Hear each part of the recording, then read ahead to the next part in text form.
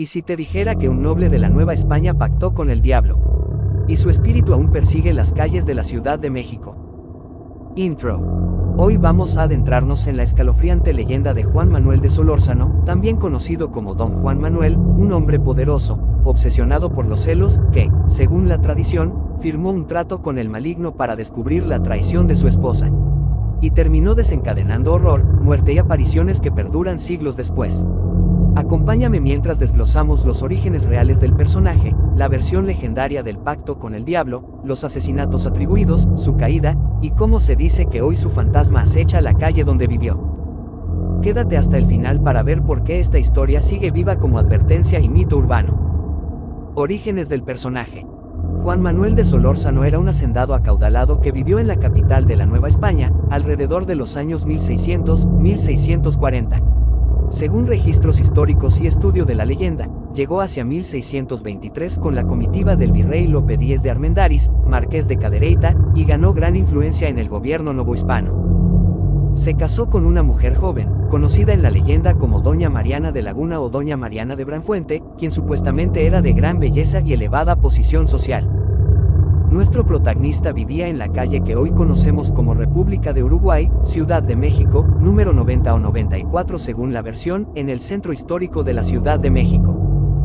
El celoso transformado en asesino. La leyenda relata que Juan Manuel comenzó a tener celos enfermizos de su esposa. Creía que ella le era infiel y vivía obsesionado por encontrar pruebas de una traición. Revisaba cofres, observaba cada gesto, vigilaba sus pasos. Ante la incapacidad de encontrar algo tangible, recurrió a ayuda sobrenatural. Contrató a un brujo para que invocara al diablo, ofreciéndole su alma a cambio de la identidad del amante de su mujer.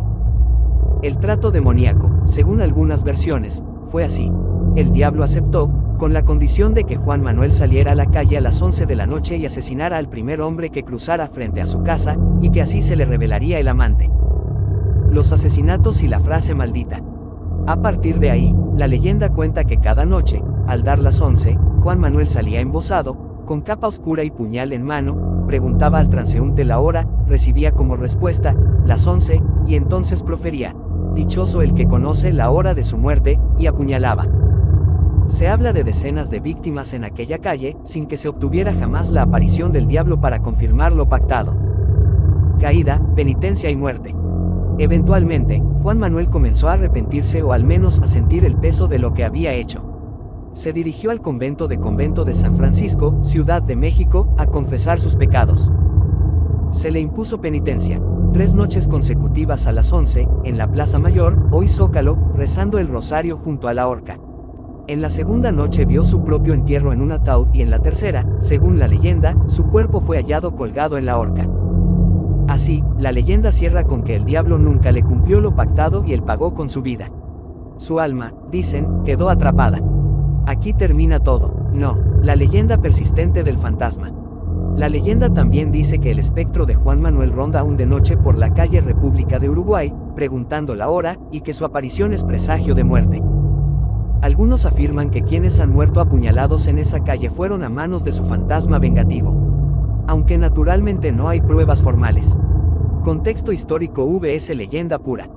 Históricamente, sí se ha establecido que Juan Manuel de Solórzano existió, que era rico, tenía grandes influencias, y que hubo enfrentamientos con la audiencia y problemas legales.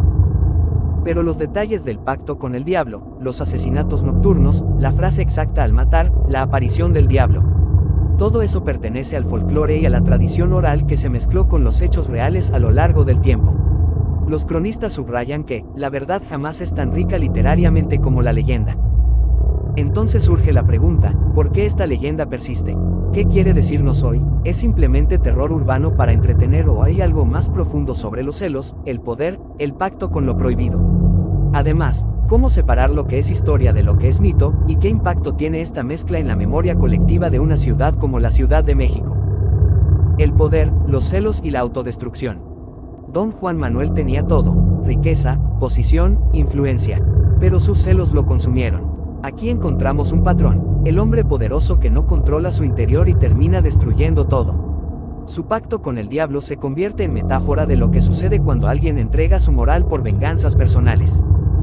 El pacto con el diablo como símbolo. El detalle del pacto con el diablo juega un papel clave. Representa la toma de un atajo peligroso para lograr justicia o venganza. En la cultura occidental el pacto con el diablo simboliza precisamente eso, un deseo de resultado inmediato a cambio de la propia alma o integridad. La aparición del fantasma y función urbana de la leyenda. La historia del fantasma funciona como advertencia. No camines por esta calle a las 11 de la noche, no respondas si alguien te pregunta la hora, la venganza desmedida te persigue. Es también un modo de hacer historia viva en el espacio urbano de la CDMX, una forma de conectar pasado con presente.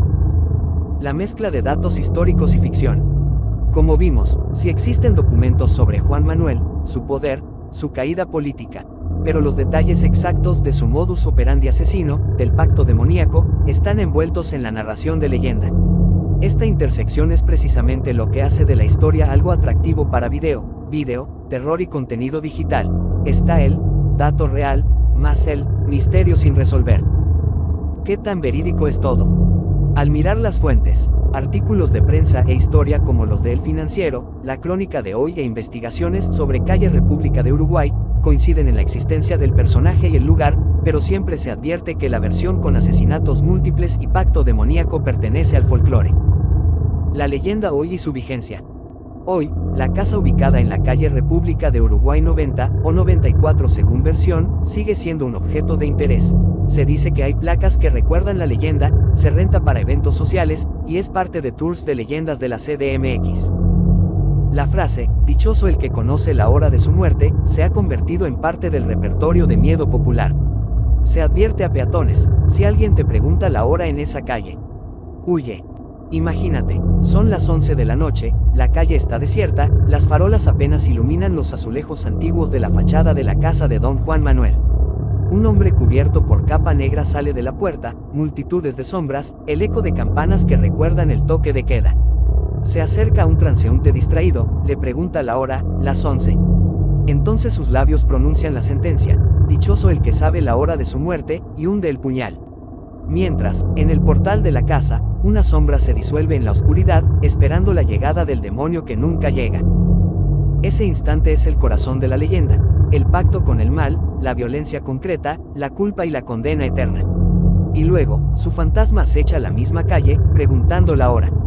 Ese es el momento en que mitología e historia se funden. En resumen, la historia de Juan Manuel de Solórzano nos muestra cómo un hombre con poder y riqueza puede caer presa de los celos, tomar decisiones extremas, incluso creer que puede hacer un trato con lo demoníaco para conseguir lo que desea, y acabar condenado, no solo en vida, sino en la memoria colectiva. La leyenda mezcla hechos reales, un caballero poderoso en la Nueva España, una casa en la calle República de Uruguay, enfrentamientos políticos, con elementos de folclore, asesinatos múltiples, pacto con el diablo, fantasma que ronda la noche. Pero lo que quizá hace que esta historia perdure es lo que representa. La venganza desmedida, la obsesión que consume, la justicia que no llega, el miedo bajo la luz tenue de una ciudad antigua. Nos habla de una ciudad de México que todavía camina entre sombras, arrastra sus leyendas y convierte sus calles en escenarios de lo posible y lo imaginado. Así pues, la próxima vez que pases por República de Uruguay por la noche, fíjate bien en los muros antiguos, escucha el viento, y piensa, ¿y si alguien te pregunta la hora?